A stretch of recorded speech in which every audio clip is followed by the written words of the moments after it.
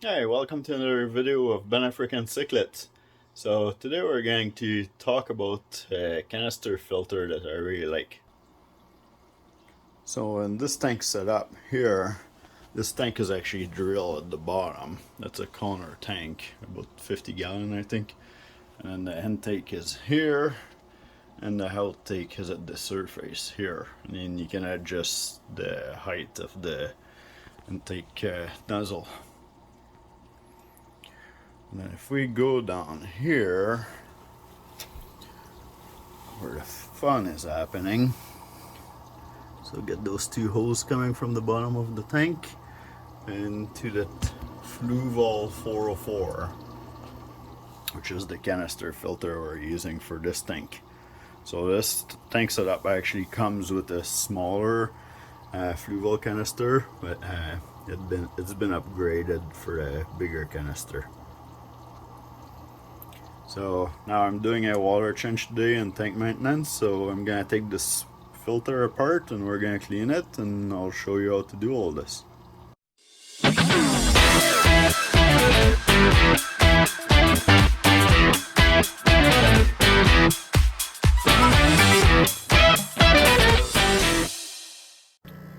So before we take the canister apart, I'm doing my water change. So the first thing we're gonna do is unplug the heater right here. Oops, that was the filter actually, not the heater. Okay, move that cord over. And we're gonna plug in our pump now. Start pumping the water out of here while we're doing the rest of it. So I get that 800 gallon pump. You saw that in another previous video about how I do water change. So I'll put a link up here if you want to go and check it out. And now we're going to go and take this canister out of here. So first thing first, always have a towel handy whenever you're doing stuff like this. Sorry, I'm wearing my dirty work shirt here. Okay, so now we already know that the filter is unplugged on the other side. So we're gonna bring up a cable out of here, and now we just have to open those two valves here. So those are actually, that's closing the water going through those valves here. And the second lever, I don't know if you saw that yet, but anyway. So the first lever is the black one there. I push it up, it closes the water from being able to go inside of here. The second lever is actually to pry those out of here. So I can press this, and then it's gonna bring the valve up, unlocking them from being in there. And I always make a tiny little mess, not that bad though. So this here, we're gonna put that in the towel, and now I can bring our canister to go and get it cleaned up. So I brought this in the bathtub here. That's where my water is draining from the pump. Alright, so a neat thing about those canister here is, first of all, there's a primer on top for if stuff don't get started on you at the beginning. Now I get mine plumb in the bottom of the tank, so usually there's no problem as long as the water level is high enough, it's gonna flow in that filter. So okay, so to open it, you move that to unlock it here on each side. But then while it's unlocked, you'll never pull this off here because there's so much pressure and suction in there. So what you want to do, it's on each side. I don't know if I'll be able to show you that on camera, but on each side you press here in the same time, and that's gonna put some pressure on each side, and it's gonna pop the lid right out. So here, you push on each side like this, down, and it pops it up, and I can take the cover off. So here, a plunger to prime it is actually moving the pump inside. Well, it's suction cup, but so it's sucking up the water when you're pulling it, and then when you press it again, it pushes the water in. So it actually sucked the water in here into your intake. I don't know if you can see that hole here. That's what it's doing. Alright, so the first thing we're gonna do is take this apart here. That's where her oops, put it on each side here. So after you pull it, you can clean this, you can clean your prop, or just gonna use the water from our water change here. You don't need to do that. You can actually use the water from the shower head or your sink. That's fine. You're not gonna kill too much bacteria as long as you don't let it sit in there for that long. They're just little rod, and we can put it back together.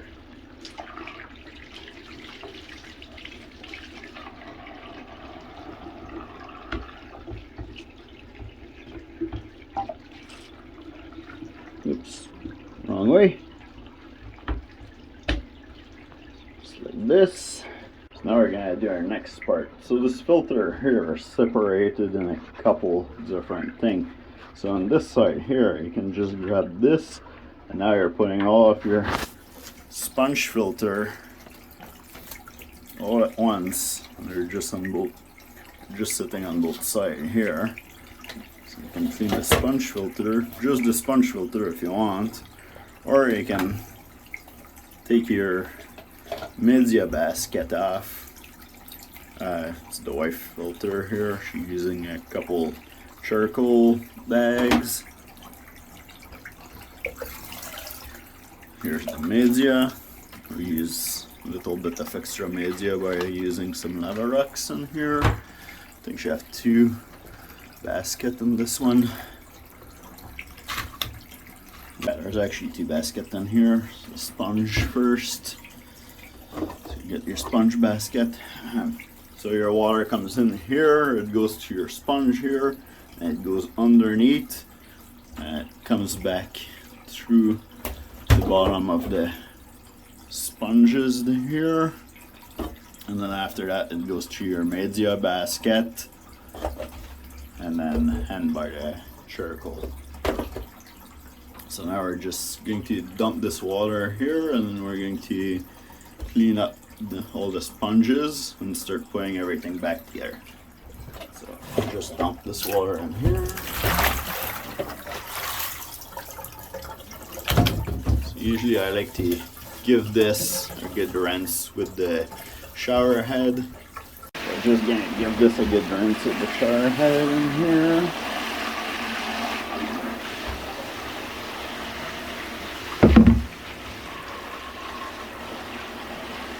Just folding it upside down.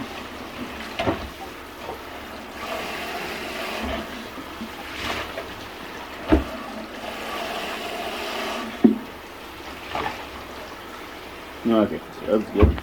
Sorry, I'm trying to hold the phone with my knees as I'm doing this. Okay, so we're gonna start with the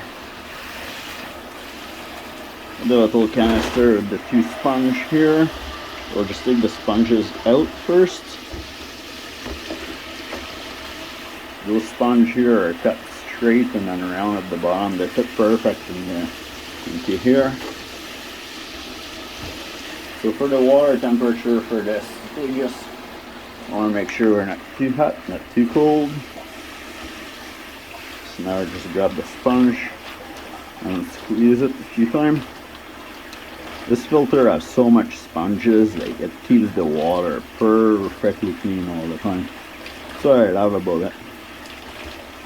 It's nice and easy to open and clean. Now just into the bottom of this basket here. And then as we're putting everything in, as we're cleaning everything, I'll put right back in here. Put this thing shut.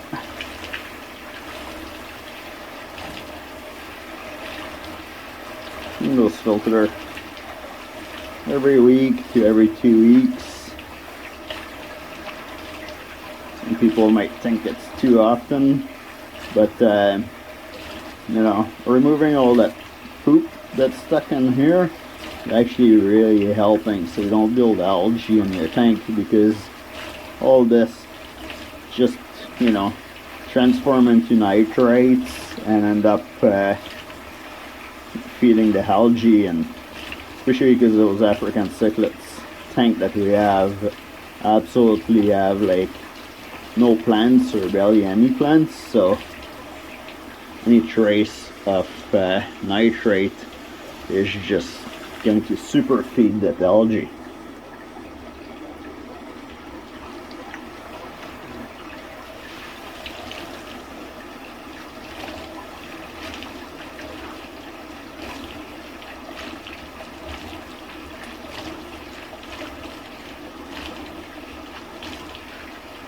So it doesn't need to be perfect when you do this.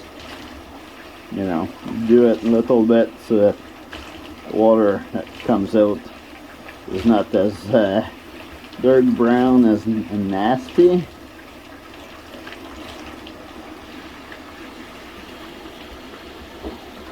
Just have to find out where the other one went. Oh, there it is.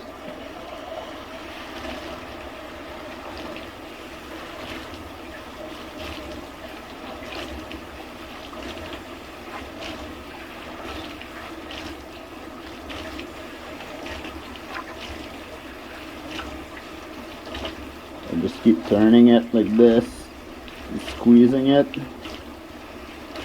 Just try to take all the most of the poop out of here. You know, beneficial bacteria don't grow on goop and poop and stuff, so even though you're cleaning your sponge like this and you might be thinking like, oh, cleaning a sponge way too much is removing all the beneficial bacteria. Well, that's false, because removing all the stuff that the beneficial bacteria will not be able to grow on anyway.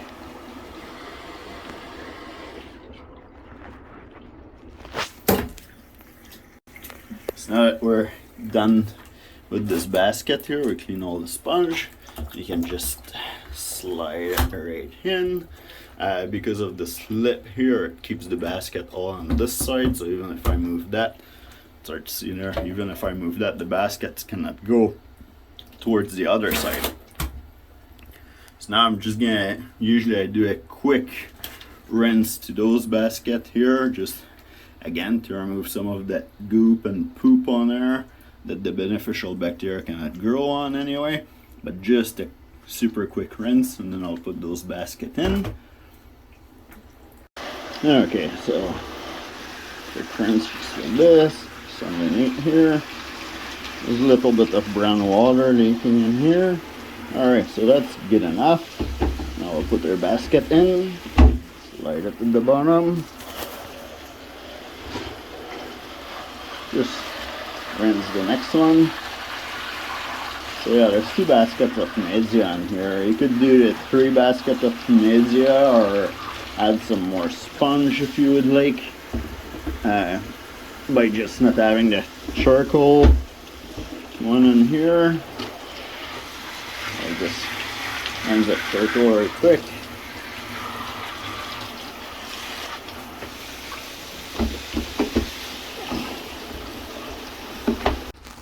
Okay, so now that we have all of our baskets in here, we can put this cover back. This is the cover that goes on top of the basket. So now that the lid is clean, there's a little bracket here, and one in the back and 2 in the front here. So this actually go in the back of the thing, and then on the front here. So it just sits on here. Okay, so now we're just gonna clean up our sponge that are in here. We'll just roll it in a bunch here, squeezing it.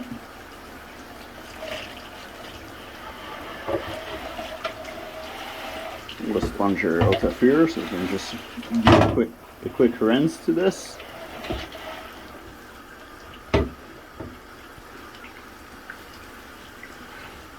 So when we're done with our sponges, they just sit like this underneath this tab here, and then flush at the bottom here.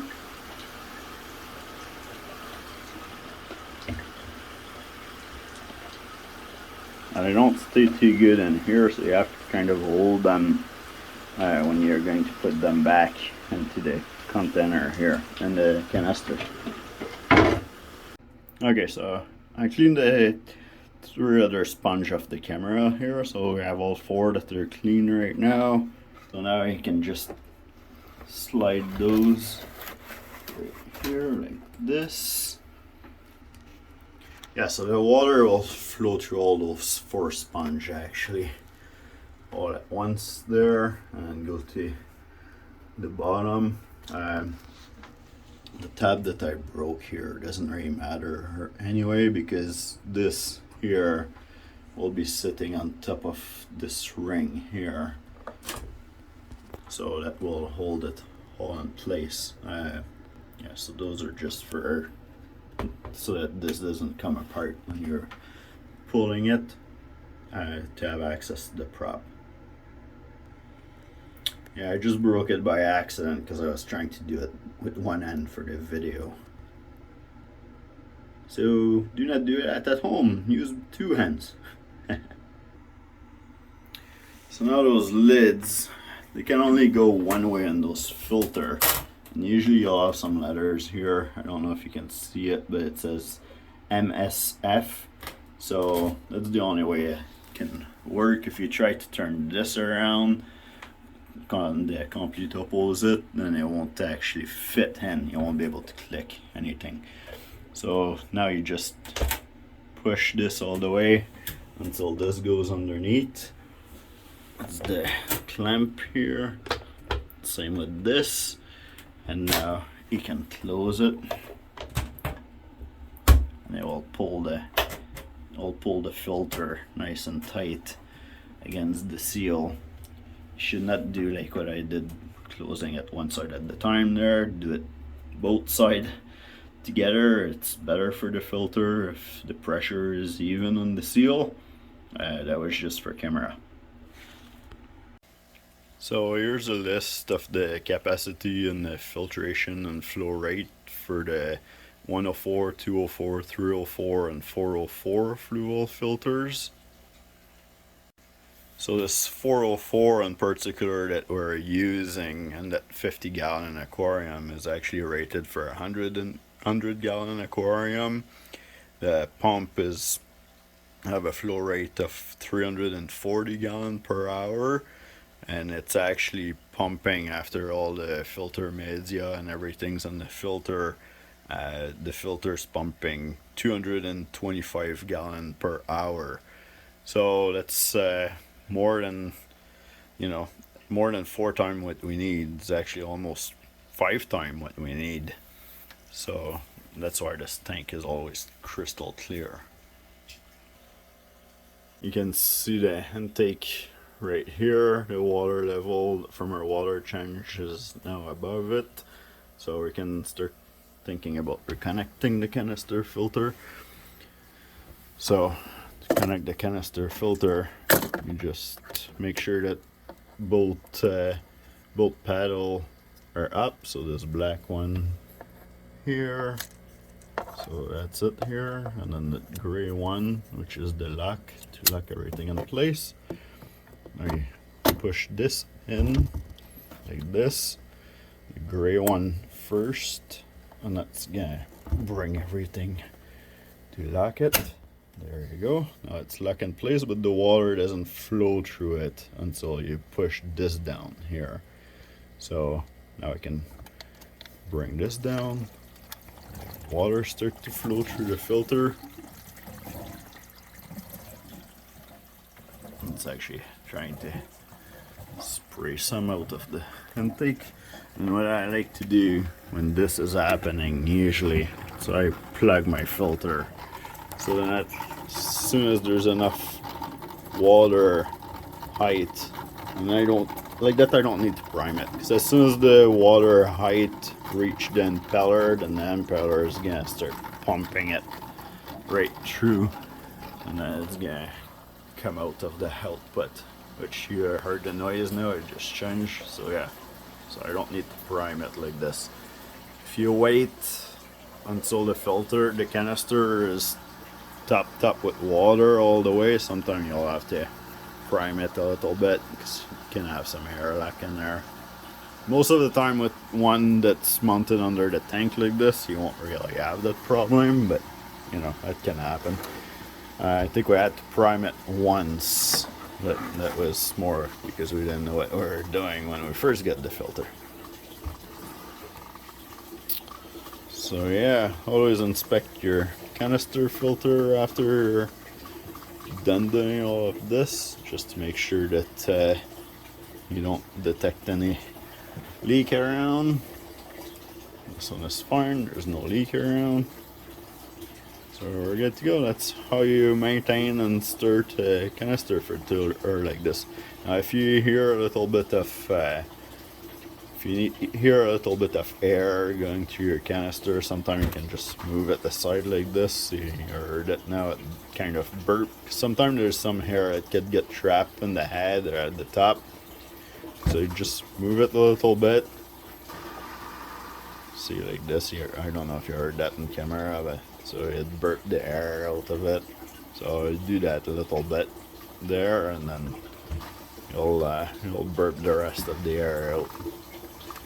It doesn't really matter if you don't do it. It's just once in a while when you're sitting by your tank, you'll hear the air go through it, or it'll burp by itself. And so if you don't want that to happen, then you can burp it when you're first get it started again. I hope you guys enjoyed the video. Hopefully it was you know, something that gives you a little bit more information about those style of filters. I would recommend it. Like, that's the canister filter that I like the most, even more than the Aqueon filter actually, even though the Aqueon filter is pretty straightforward. I just like that this one, if you just want to clean the sponges, you can, and you know, the clamps to pop the lid off and all this, you know, like you kind of feel that it's more like secure and prime hard together with the lid and the canister itself, so that you know, it's peace of mind for me not to have any leak.